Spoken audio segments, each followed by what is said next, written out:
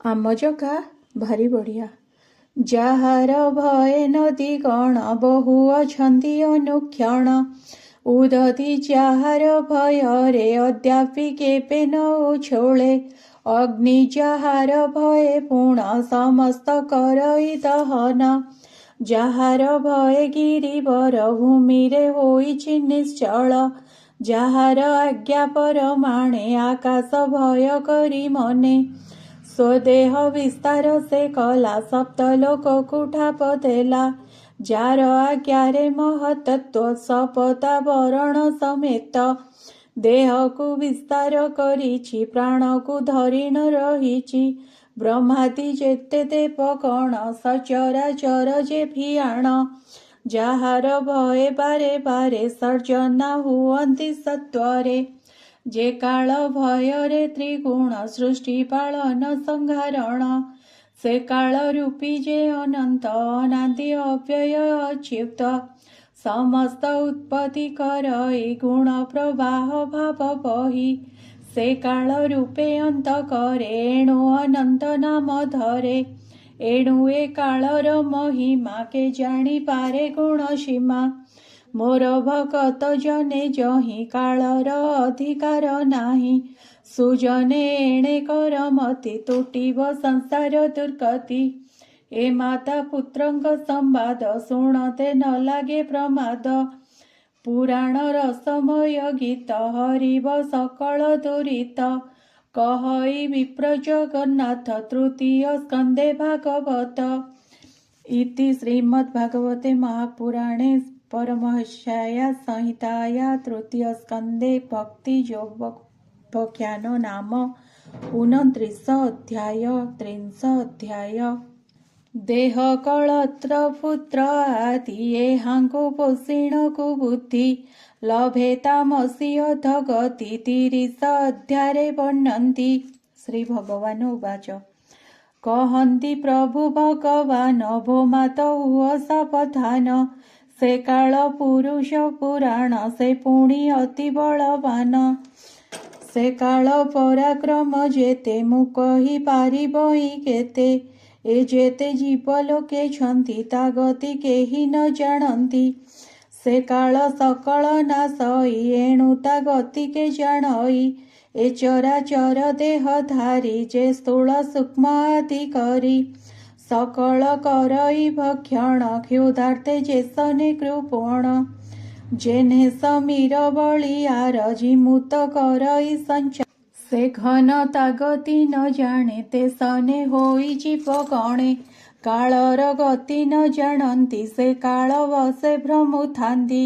ए जीव सुख भोग पाई अर्थ उपार्जने भ्रमई। विविध दुखे ता संचयी से अर्थ काल जे हरई।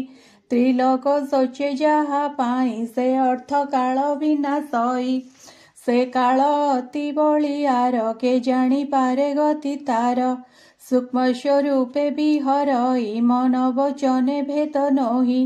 कृषक जन प्राय होई संसार पाळी विनाशई। से काल मुख्य जीव रही नाना विवादे हिंसा बही। करन्ति नाना छंद माया हृदय न बसे जीवे दया। निर्दय भावे मूढ़पणे काल गरासे पुण्यहीने।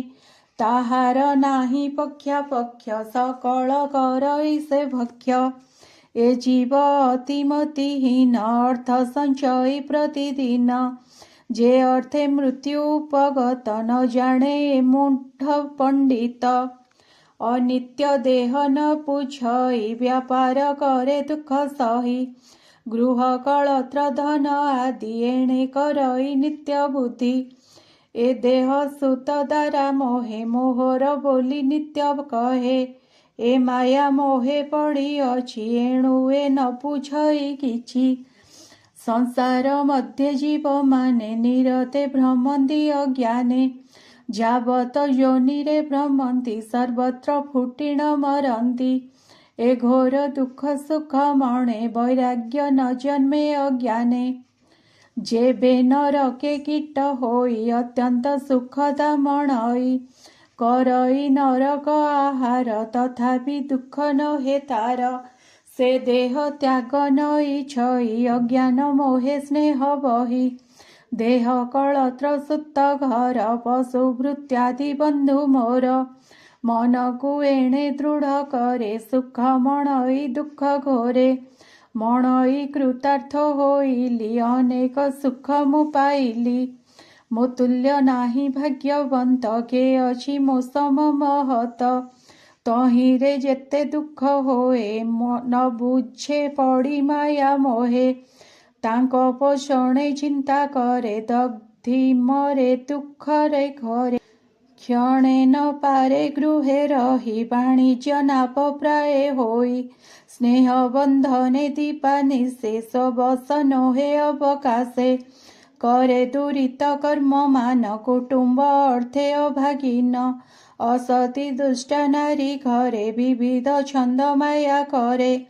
तार बसरे नित्य थाई सेवक जन प्राय होई ता वाक्य शुणी तो समने लंघी न पारे रात्र दिने नयन थाऊ न देखई अंध जलका प्राय होई से मन इंद्रिय हारिणी तार संतोषे नित्य प्राणी से नारी संगे बिहारई निशि दिवसे मन देई ताहांक सुख भोग प्रीति ओटारी नरके पकांती नरक बोली ताकू कही स्त्री संग भोग सुख जेही एहा न जानी मृड पाणी दुख को सुख परिमाणी बालक कोमल वचन ता शुणी अति तो समन से बाल गावंतेण गीत तही अर्पित करे चित्त ए सर्व सुख करी